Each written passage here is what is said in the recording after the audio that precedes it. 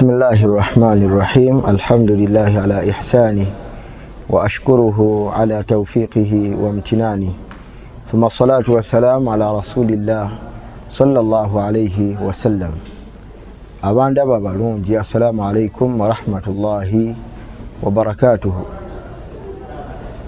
مكرزي ebigambo byaffe olwaleero tubitandike n'okumutendereza Allah subhanahu wa ta'ala jalla jalaaluhu tumusabe lubeerera asookusaasira n'emirembe n'obutebenkeberero ow'ekitiibwa Nabbi Muhammad sallallahu alayhi wasallam balamira mwenna nange seerese tutye Allah subhanahu wa ta'ala fahiya wasiyatullah ng'okutya Katonda kyekiraamo kye Allah subhanahu wa ta'ala kyalamira nakyo jamiu khalqihi ebitonde bye byonna.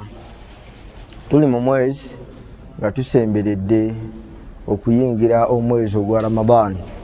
Tumusabe nnyo Allah subhanahu wa ta'ala mu mwezi guno gwe tulimu, omwezi gwa nkizo, mwezi gwa bbeeyi, nga tulina okugwebalizaamu Allah subhanahu wa ta'ala nti ffe baani basobodde okubeera nti atuusa mu mwezi gwa Ramadan. Ffe baani basobodde okubeera nti atuwa obulamu tubeere mu abo abagenda okusiiba omwezi gwa Ramadan. Wakati mu kubeera nti abantu bangi Allah subhanahu wa ta'ala bajjeewo, abantu bangi Allah subhanahu wa ta'ala tabasobozesezza kubeera nti batuuka mu mwezi gw'ekisiibo.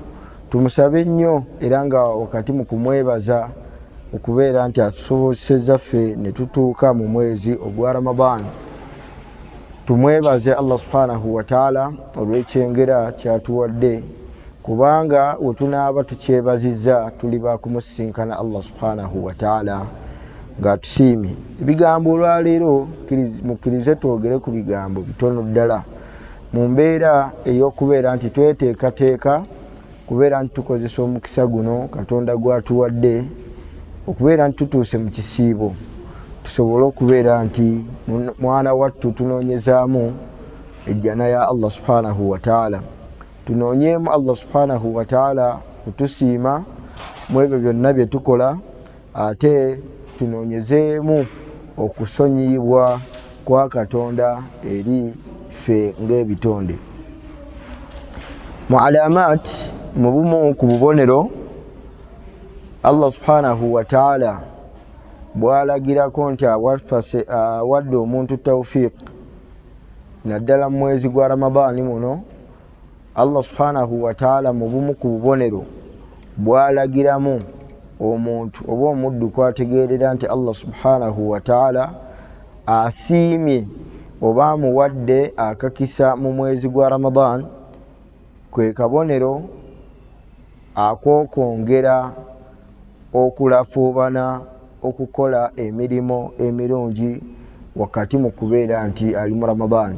Ke kabonero ak'okubeera nti oli mu abo abavuganya nga bavuganya mu mirimu emirungi, Allah subhanahu wa ta'ala aba amaze okwolekerako akabonero oba omaze okulabikirako akabonero k'okusiimibwa kwa Katonda gy'oli. Abatusooka abalongoofu bwe baatuukanga mu mwezi guno oba mu nnaku zino ezisembayo tutuuke mu Ramadan, baazikozesanga nnyo okubeera nti beeteekateeka okulaba nti bakola emirimu emirungi singa baba batuuse mu mwezi gw'ekisiibo. Allah subhanahu wa ta'ala yagamba mu Qur'ani ey'ekitiibwa nti wa fi dhalik falyatanafasi almutanafisun, nawe ekityo kigwanira eri abo abakkiriza okubeera nti bavuganya mu ebyo ebivuganyizibwa nga mwe muli okubeera nti tukola emirimu emirungi. Mwezi gwe tulimu Allah subhanahu wa ta'ala yabeera nti atukubiriza okulafuubana, okulaba nti tuvuganya mu mirimu emirungi. Omulimu ogusooka gwe mulimu gw'okusiiba. Ffenna tukimanyi nti Allah subhanahu wa ta'ala yatulaalikako okusiiba, kama kutiba ala alladhina min qablikum, yagamba nti ya ayuha alladhina amanu, abange mmwe abakkiriza Allah subhanahu wa ta'ala mulaalikiddwako okusiiba, kama kutiba ala alladhina min qablikum, nga we kwalaalikibwa kwabo abaabakulembera ababakulembera mu nsi muno mu kugiwangaaliramu, naye ng'ekigendererwa ekikulu la'allakum tattaqun, osanga munaafuna okutya Katonda mu bifuba byammwe. Okusiiba kuno tuyina okulwana, tuyina okufuba okulaba nti tuvuganya, oleme kubeera nti oyitwako olunaku lwonna, oleme kubeera nti oyitwako okusiiba. Wano we tulaga saawa gye tulimu yakubeera nti tweteekerateekera kusiiba wakati mu kuvuganya. Kyannaku nnyo nti omaze ne ulcers ebbanga ddene, naye ne wana akaseera kano tokakozesezza kubeera nti weerwanako, osobole okubeera nti ogenda otuuka mu mwezi gwa Ramadhan ng'obulwadde buno obulwanisizzaako nga ulcers ziwonye. Ennaku ze tulimu za kunoonya ddagala ayina alusa, osobole okubeera nti weenyigira mu abo abagezaako okulaba nti Ramadhan ekusanga oli mu abo abasobola okusiiba. Kyetwogeddeko ne tugamba nti ensonga y'okweteekerateekera Ramadhan tuyina okweteekateeka okulaba nti otuuka mu kisiibo ng'oli mu abo abasobola okusiiba. Ebiseera bino bye tulimu bya kweteekateeka, yina ekisobola omulemesa ekimuziyiza okusiiba ng'asobola okukijjawo mu kaseera kano, ayina kwerwanako yeetabe mu bagenda okubeera nti basinza Allah subhanahu wa ta'ala fi Ramadhan. Ekyokubiri, min a'zami al-a'mal, mugimu ku mirimo eminene, mugimu ku mirimo emikulu, allati yatasabaqu fiha as-salihun, abakulembera abalongoofu gye baayitirangamu okubeera nti bagivuganyirizaamu nga bavuganya mu mirimu egyo fi hadha shahar, naddala mu mwezi ogwa Ramadhan ne mu gino emyezi ne mu zino ennaku ze tubulayo okubeera nti tuyingira mu mwezi gwa Ramadhan. Omulimu ogumu ku mikulu gwe mulimo ogw'okusiiba nga wetugwogeddeko. Wakati mu kubeera nti omulimu ogwo gukolebwa omuntu wakati mu kubeera nti agenda kugumiikiriza, bimaana as-sabr, obugumiikiriza mu mwezi ogwa Ramadhan. Omuntu agenda kubeera nti ayingira ekisiibo nga tumusuubiramu okugumiikiriza okwerekereza byonna ebisiibulula. Okusiiba kimanyikiddwa kuba kwerekereza kwaffe, ebyokulya ne tubyerekereza, ne twerekereza abakyala baffe, ne twerekereza abaami baffe, ne twerekereza ebyo byonna ebyetoolodde ow'ekitiibwa Allah subhanahu wa ta'ala bye yatuziyizaako mu kubeera nti bigenda kutta okusiiba. Saawa gye tulimu yakubeera nti buli muntu akebera ewali obugumiikiriza bwakebere oba bukyaliwo. Bwe bubaawo asobole okubeera nti abunywezaamu, kuba ate we tulaga obugumiikiriza ku kujeemera Allah subhanahu wa ta'ala bwetaagisiza ddala. Yenna anaafuna mu kusiiba kwe olina kubeera mugumiikiriza ne weerekereza ebyo byonna Allah subhanahu wa ta'ala by'atayagala, osobole okubeera nti okusiibako okufunamu empeera eya waggulu. Mu bigambo by'owekitiibwa Nabbi Muhammad sallallahu alayhi wa alihi wa sallam yatunyumiza n'agamba nti kullu amal ibn adam, buli mulimu gwonna omwana Adamu gwakola mu bulamu bwe, yudhaaf, Allah subhanahu wa ta'ala bwe tutuuka mu mwezi ogwa Ramadhan omulimu ogwo Allah subhanahu wa ta'ala agukubisaamu. Bimaana omulimu gw'okusiiba guno gw'ogenda okukola mu mwezi gwa Ramadhan, empeera ezigulimu mpeera zigenda kubeera nti nkubiseemu, bagenda kubeera nti bazikubisaamu alhasanatu bi'ashri amthaliha.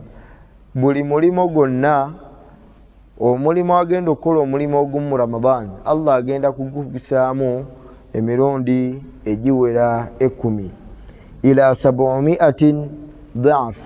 Allah subhanahu wa ta'ala agenda kukubisaamu emirimu okutuuka ku mulimu gwe bagenda okusinga okukubisaamu ennyo, bajja gukubisaamu ng'empeera zagufunamu zenkanira ddala oba zenkanankana bi 700 emirimo, bimaana ekyokulabirako osadde esswala emu ogenda kutuuka akaseera ng'esswala eyo mu kiseera ky'ogisaala mu mwezi gwa Ramadan Allah asobola okugikubisaamu kisinziira mu kifo ki w'ogisaalidde, swala ki gy'osadde n'embeera gy'ogisaaliddemu mbeera ki. Allah asobola okugikubisaamu okutuuka ku mbeera ya 700 agikubiseemu emirundi 700.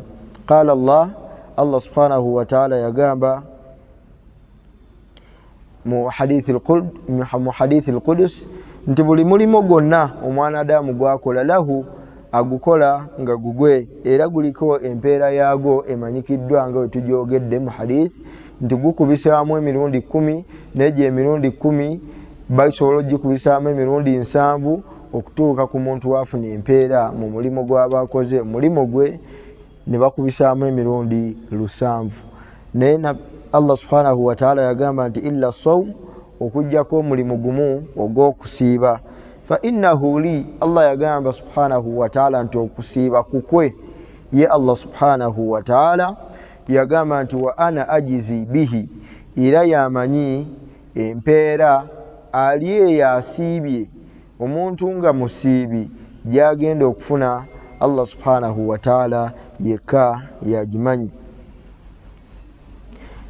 Mugimu ku mirimu gye twogerako mu kaseera kano abaatukulembera abalongoofu gye baatasaabaka fiiha nga bagezaako okubeera nti bagivuganyaamu mu mwezi gwa Ramadan mulimu omulimu gwe bayita qiyamul layl, gwe mulimo ogw'okuyimirirako ekiro, okufunamu akaseera n'oyimirira n'osaala ekiro mu mwezi ogwa Ramadan.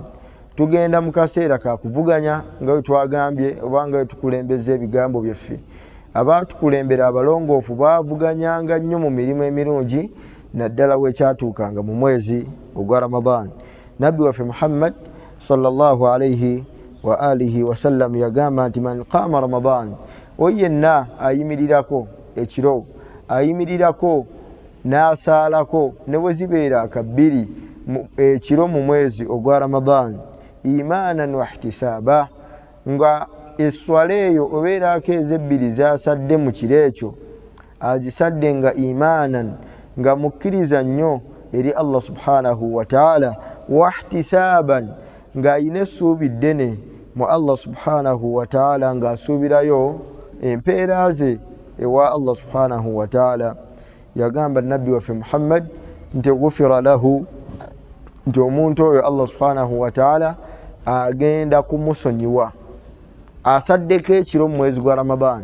Allah subhanahu wa ta'ala agenda kumusonyiwa ma taqaddama min dhanbihi, ebyo byonna ebyakulembera mu byonoono bye, ebyo byonna byeyakulembeza ng'omwezi gwa Ramadan guno tegunnayingira, ebyo byonna byeyakulembeza mu byonoono ebitali birungi, ebisobyo byasobezza, Allah subhanahu wa ta'ala agenda kubimusonyiwa olw'okuyimirirako ekiro mu mwezi ogwa Ramadan.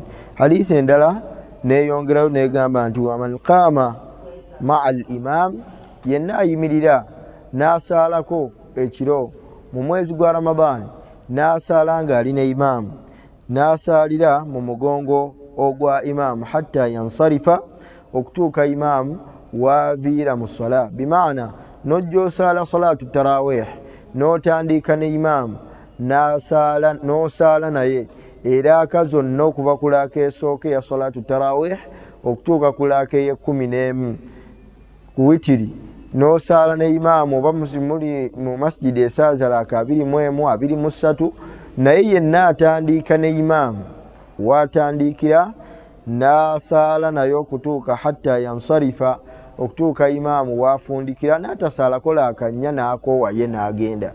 Abantu betwogerako ye muntu atandise ettalawiya weetandikira okutuuka talawiya weekoma. Yagamba Nabi Muhammad sallallahu alayhi wasallam nti kutiba lahu qiyamu laylatin, oyo nno Allah subhanahu wa ta'ala alagira malayika ez'ekitiibwa zimuwandiikeko mu kitabo kye nti alinga asadde ekiro kiramba. Yenna asaala ne imaamu eraaka zonna n'azimalayo nga yatandiise naye mu salaatu tarawih ne ziggwayo ng'akyali naye, imaamu n'afundikira salaatu tarawih ng'akyaliwo ng'asadde naye, awandiikibwako empeera za muntu asadde ekiro kiramba. Baganda bange, tusaanye okubeera nti twezza emyoyo wakati mu kubeera nti tulafuubana, tuvuganya mu kukola emirimu emirungi naddala mu mwezi ogwa Ramadan. Tuli mu mbeera eya buli omu byakola abimanyi. Tuli mu mbeera ey'abantu ng'amalako omwaka mulamba tayimuseeko kusaala kiro. Kano akakisa ke tugenda okufuna oba ke tufunye ak'omwezi guno ogwa Ramadan, tusaanye tukakozese okulaba nti tunoonyezaamu empeera ewa Allah subhanahu wa ta'ala, tusobole okubeera nti tufuna akakisa tuwandiikweko ng'abantu abasadde ekiro ekiramba. Nga tunaatera okumaliriza, ensonga z'emmaliriza nazo ziri bbiri. Mugimu ku mirimo era egigenderera ng'omwana Adamu asaanye agivuganyeemu mu mwezi ogwa Ramadhan, buli omu yeerwaneko mu mbeera ye ng'aga nti olwaleero eno Ramadhani kino nange ngenda kukwata wano nfunzeewo, nga basahaba ridwanullahi taala alaihim ajmain we baakolanga. Y'ensonga ey'okuvuganya fi qiraati alqur'ani alkarim. Tuvuganye mu kubeera nti tusoma Qur'an ey'ekitiibwa. Omwezi gwe tugendamu, omwezi gw'ekisiibo, gwe omwezi Qur'an ey'ekitiibwa muyakira. Ekyo ffenna tukimanyi. Allah subhanahu wa ta'ala yagamba nti shahru Ramadan, omwezi guno ogwa Ramadan, alladhi unzila fihi alquran, omwezi Allah subhanahu wa ta'ala muyassiza Qur'an y'ekitiibwa. Tuli mu mwezi gwe tugenda okubeeramu nga mwezi Allah subhanahu wa ta'ala muyassiza Qur'an. Nawe ekyo yenna yeerwanako mu guno omwezi wakati n'asobola okubeera nti asomeramu Qur'an, engeri gye kiri nti muyakira, owekitiibwa Allah subhanahu wa ta'ala agenda kubeera nti amuwaamu empeera nnyingi nnyo. Tukimanyi ffenna likulli harf, buli harufu gy'osoma mu Qur'an ey'ekitiibwa Allah subhanahu wa ta'ala akuwaamu empeera 10. Wal hasana, akuwaamu ekirungi kimu mu buli nnyukuta, naye buli kirungi bi 10 amthaliha, Allah nakyakikubisaamu emirundi 10. Buli woosoma ekyokulabirako mu hadithi emu Nabbi sallallahu alayhi wa alihi wa sallam yagamba nti la aqul alif lam mim harf, sigamba nti alif lam mim ye harufu emu, naye walakin alif yokka harufu erimu empeera 10, walaamun harufu, ne lam naye erimu empeera 10, wa mimun harufu, ne mim nayo erimu empeera 10. Ekyokutwaliza awamu omalirizanga mu kigambo kimu mu aya emu eyo gy'osomye, Allah subhanahu wa ta'ala akuwaddemu empeera 30. W'ogendererawo otyo n'osoma epeegi, n'osoma olupapula, n'osoma hizb, n'osoma ejjuzu, ojja genda okumaliriza ng'empeera ezeegasse ku mirimu gye emirungi, ku minzaani yo ey'emirimu emirungi tozimanyi muwendo. Mugimu ku mirimu abaatukulembera abalongoofu gye balafuubanirangamu mwezi gwa Ramadan, gye baakola nga bagivuganyizaamu ne bavuganya mu mirimu emirungi fi shahri Ramadan, mu mwezi ogwa Ramadan mwalingamu omulimu oguyitibwa as-sadaqa, okubeera nti tukwatako mu bintu Allah subhanahu wa ta'ala byatuwadde ne tusaddaaka nga tuwa abantu abalala. Kana an-nabiyyu sallallahu alayhi wa alihi wa sallam au kana rasulullahi sallallahu alayhi wa alihi wa sallam, yalinga omubaka wa Allah Muhammadun sallallahu alayhi wa alihi wa sallam ajwadu nnas, yali musajja mugabi ku levo esinga okubeera eya waggulu. Wa kana ajwadu ma yakunu fi Ramadan, mu myezi gyonna omwezi gwe yasinga okubeera nti asumulukukiramu mu mbeera ey'okugaba, ng'egyo emyezi yagabanga okusingako mu myezi egisigadde yagabanga nnyo mu mwezi ogwa Ramadan. Tumukoppeko ekyo mu sunna ze mu mwezi mwe tulaga, beera nti weerekereza okwatengako mu nsawo oweeyo, okwatengako mu byobugagga byo, obeere nti osifuuka ensonga esiibulula muganda wo Omusiraamu.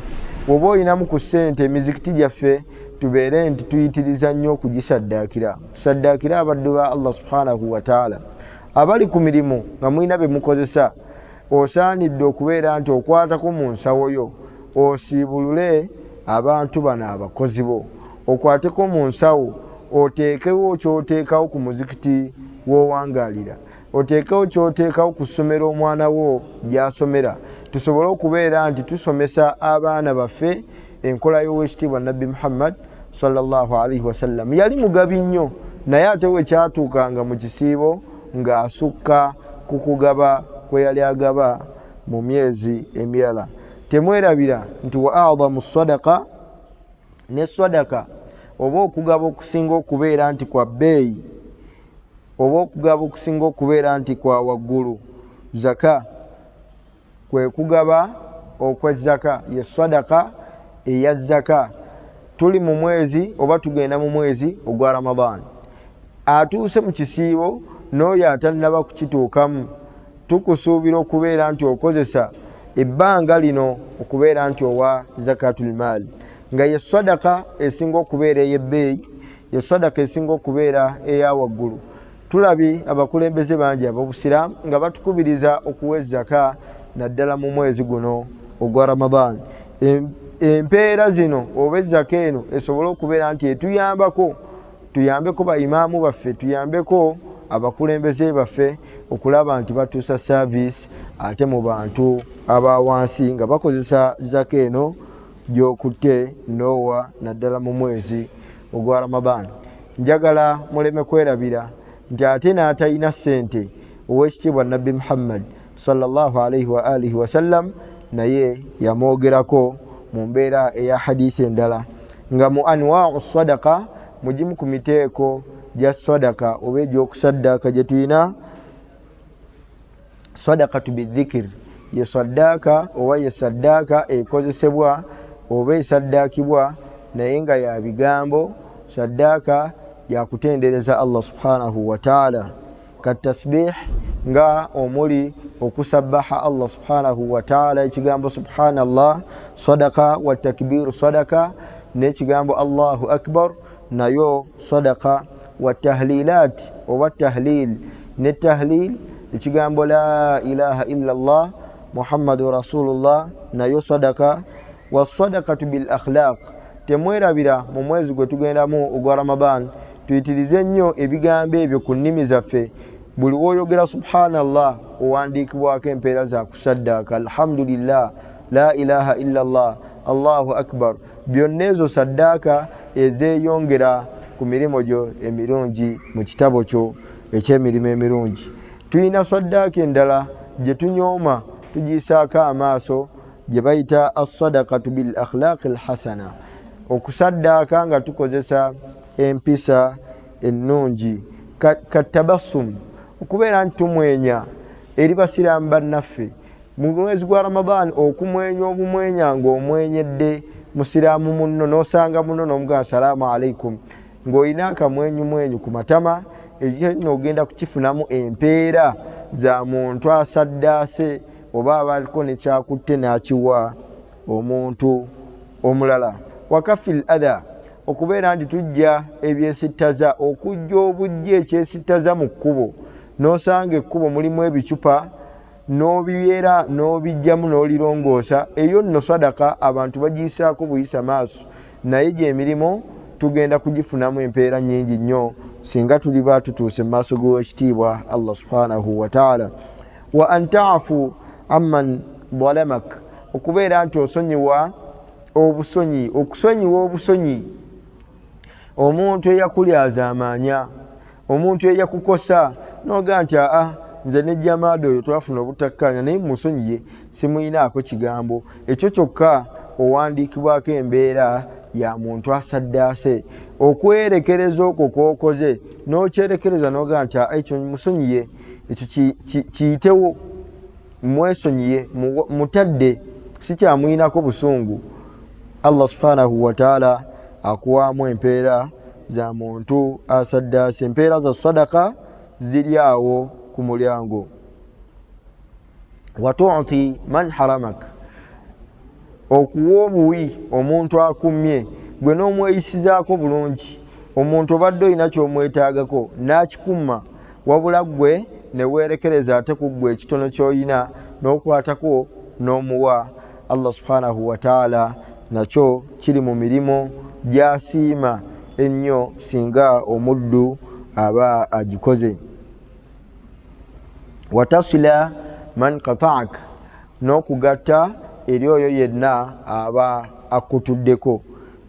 Munno takyakwata masimu go, mwayawukana naye nga gw'osigala bambi mu mbeera yonna ey'akanyigo ennungi n'embi, n'osigala ng'okyali in touch naye, omunoonya, tofuddeeyo simu zo mmeka zaatakwata, naye n'olemerako, muddaaku wano n'omunyigirako kasimu n'omuzuukusa.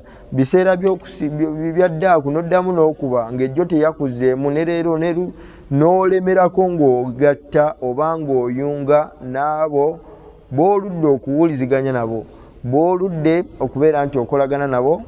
Nakyo kirimu empeera nnyingi nnyo, naddala mu mwezi ogwa Ramadaan. Tetunyooma mirimu mirungi.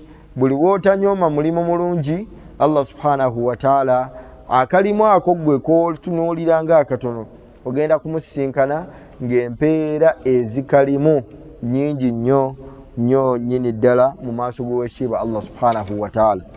Nga tumaliriza mu gimu ku mirimu basahaba ridwanullahi ta'ala alayhim gye baatasaabakangamu, gye baagezaako okubeera nti bagivuganyaamu mu mwezi ogwa Ramadaan, kathratu du'a, gwe mulimu gw'okuyitiriza ennyo okusaba Allah subhanahu wa ta'ala mu mwezi ogwa Ramadaan gwe tugendamu. Qala ta'ala, Allah waffe omulungi yagamba mu Qur'an ey'ekitiibwa, wa idha sa'alaka ibadi anni, abaddu bange baba bakumbuuzizaako nga balina kye basaba, kye baagala okubeera nti mbayambamu, fa inni qarib, ndi kumpi nnyo ne we bali, ujibu da'wata da'i idha da'an, nyanukula okusaba kw'oyo yenna omusabi abansabye. Bakole biki? Yagamba nti falyastajibuuli, babeere nti bakola, bayanukule ebyange ebyembeetaagamu, waliyu'minu bi, ate banzikiririzeemu, la'allahum yarshudun. Al-aya nga Allah subhanahu wa ta'ala bwe yatugamba. Allah subhanahu wa ta'ala ali kumpi nnyo ne we tuli. Bannange, omwezi guno gwe tugendamu tugukozese okubeera nti tugusabiramu nnyo Allah subhanahu wa ta'ala. Tukozese nnyo yenna ayina edduwa ye gy'ayagala okusaba.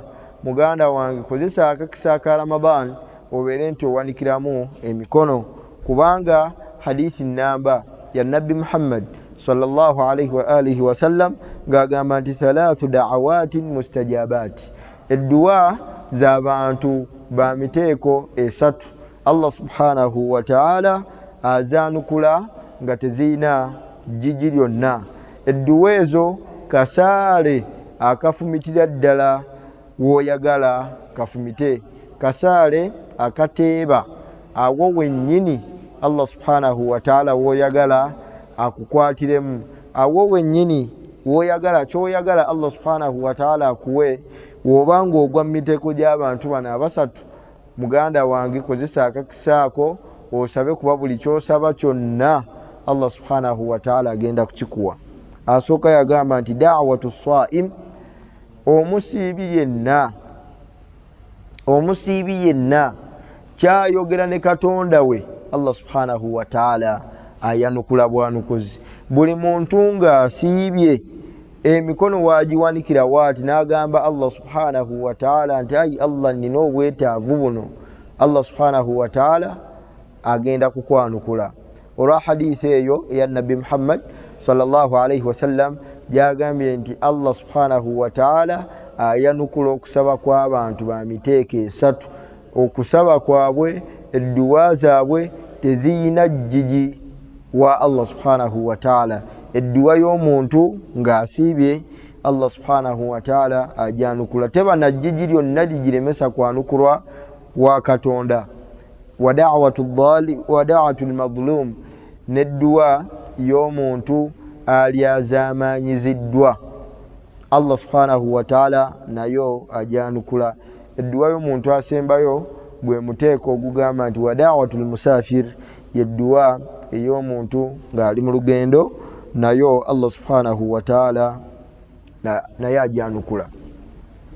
Tulina baganda baffe Allah subhanahu wa ta'ala bawadde obusobozi, tubakubiriza okubeera nti tukitiriza nnyo okukola umra, okugenda mu safaari eya Rabbani, safaru Rabbani, lugendo lwa bwakatonda, lugendo lutukuvu, okubeera nti tugenda ku nnyumba y'owekitiibwa Allah subhanahu wa ta'ala, tukole umra mu mwezi ogwa Ramadan. Tuba tugasse ebintu bibiri, atambudde ng'agenda mu Ramadan, mu umra mu Ramadan, olugendo olwo lwokka aba amaze okuyingira mu bamusaafiru, mu batambuze abali mu lugendo.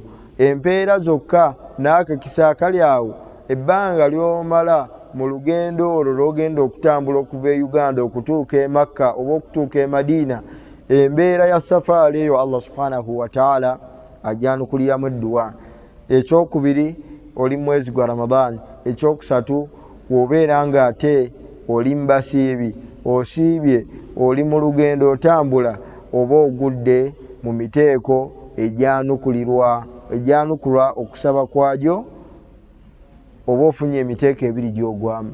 Nawe ekyo tukozese chance eno mu mwezi gwa Ramadan gwe tugenda okuyingira oba gwe tulimu, okubeera nti tukola, tuyitiriza nnyo okusabiramu Allah subhanahu wa ta'ala. Kyonna ekyekutte ekyagaana edda kiteegere wano, wonna akisaba Allah subhanahu wa ta'ala emikisa 99 oba kumpi emikisa 100 ku 100 Allah subhanahu wa ta'ala agenda kwanukula edduwaayo gy'osabye ng'osiibye oba gy'osabye ng'oli mu safar ey'ogenda e Makka ne Madiina mu umra mu mwezi guno ogwa Ramadan. Nga tumaliriza mu gimu ku mirimo abaatukulembera gye baakozesa okubeera nti yatanafasu fiiha, nga yatasaabaku fiiha, nga bagivuganyaamu mu mwezi gw'ekisiibo oba mu mwezi guno gwe tulimu nga tunatera okuyingira Ramadan, gwe mulimu islahul qulub, okulongoosa emitima gyaffe. Tusuubira eri omuntu yenna agenda okusiiba okubeera nti alongoosa omutima gwe eri banne, ng'agujjamu alhasad. Lwana n'omutima gwo nga tonnaba kuyingira Ramadan, osabe Allah subhanahu wa ta'ala akuyambeko, wejjemu ensaalwa mu mutima gwo, kubanga woolaga oyagala Allah subhanahu wa ta'ala wanu akusonyiwe, oyagala Allah akuwe ekisa kye. Shahrul rahma, tugenda mwezi gwa kisa kya Katonda.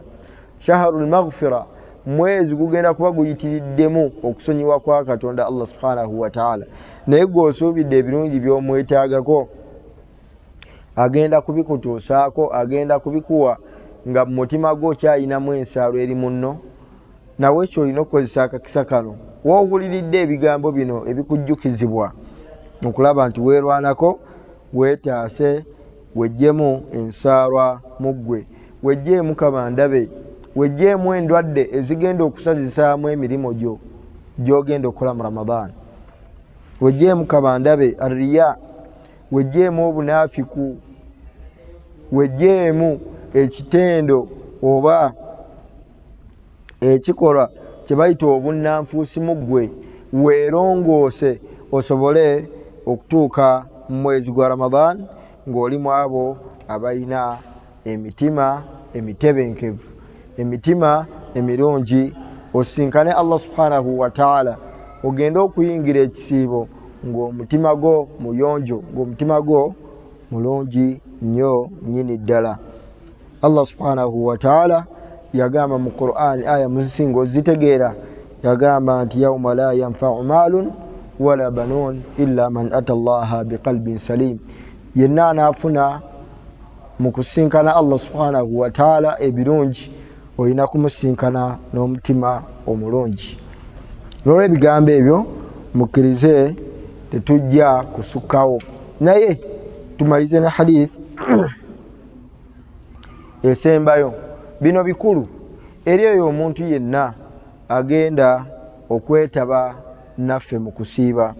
Teweerabira bigambo bya Nabbi wa Muhammad sallallahu alayhi wa alihi wasallam, yagamba nti man lam yada qawla zuur, oyo yenna ali eyo nga tosobola kulekayo bigambo byakuwaayiriza, bigambo bitalina mutwe na magulu, nga gwe mukamwako tosobola kulekayo bigambo bya bwonoonefu, bigambo byesittaza, bigambo nga bivoola banno, nga gwe owangaala olunaku lwonna ng'ebigambo ebiyise ku lulimi lwo bigambo bibi, bigambo si birungi, bigambo byakuwaayiriza, bigambo byakukonjera.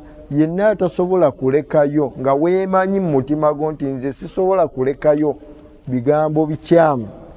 Wala amalu bihi, ne wabaawo omuntu omumuteeko ogwokubiri nga ye tasobola kubyogera ebigambo ebyo ebyesitaza, tasobola kubyogera, naye ng'ate babimuleetera. Bwe bamuleetera olugambo alugenderako oba alukolerako. Wala amalu bihi, ng'okolera ku bigambo ebitalina mutwe na magulu. Yagamba falaisa lillahi haja, abantu abo ab'emiteeko ebiri atasobola kulekayo bigambo bibi n'abikolerako. Yagamba nti Allah takulinaamu gwe bwetaavu munnange min ayyada ta'amahu wa sharaba, gwe nno toyimu abo bagenda kusiiba. Yenna kuba ebyo bitta okusiiba atasobola kulekayo bigambo bibi. Ebigambo ebyo buli wonaabyogera ng'osiibye okusiiba ku kufu. Kacobola wa Nabbi sallallahu alayhi wa sallam agamba nti yenna amanyi nga tasobola kubireka ebyo, munnange gwe lya mmere yo, nywa mazzi go, kubanga falaisa lillahi haja ayyada ta'amahu wa sharaba. Gwe genda maaso weeriira emmere yo, nywa mazzi go, nywa juisi wo, gwe tambula mu bulamu bwo, kubanga tosobodde kubeera nti weekomako ku lulimi lwo. Tusuubira omusiibi okubeera omuntu mulamu, tusuubira omusiibi agenda okuwangaala mu society nga takyafulumamu bigambo bye yali afulumamu. Alongoose omutima gwe, alongoose olulimi lwe, alongoose entambula ye naddala mu mwezi ogwa Ramadan. Ate ne bwe guba guwedde agenderere nga yeeyisa bulungi. N'olw'ebigambo ebyo tusaba Allah subhanahu wa ta'ala atuwe atuteere baraka mu mwezi gwa Shaaban, atutuuse mu mwezi ogwa Ramadan nga atusiimye. Tusabe Allah subhanahu wa ta'ala atuwangaaze, atuwe obulamu obulungi, atuwe obusobozi okusiiba omwezi gwa Ramadan gwonna mulamba. Tutaase endwadde wakati mu kisiibo, atutaase okubeera nti tusiibira bwereere. Buli muntu yenna yeerwaneko okulaba nti Allah subhanahu wa ta'ala amuwa empeera mu kusiiba kwe. Yeerwaneko buli andaba n'anampuliriza okulaba nti alwana ku kisiibo kye, Allah subhanahu wa ta'ala akimuteere ku minzaani y'emirimu gye emirungi. Twerwaneko mu kaseera ffe tetusigaza katono mu duniya. Gwandaba nange ayogera teri amanyi bbanga lyasigazaayo mu nsi. Tukozese mukisa guno okulaba nti Allah subhanahu wa ta'ala atusiima nga tukozesa omwezi ogwa Ramadan. Barakallahu li wa lakum fil Qur'anil Karim wa nafa'ani wa iyyakum bima fihi min al-ayati wa dhikril hakim. Allahumma rabbana barik lana fi Sha'ban wa ballighna Ramadan ya rabbal alamin. Wassalamu alaykum wa rahmatullahi wa barakatuhu.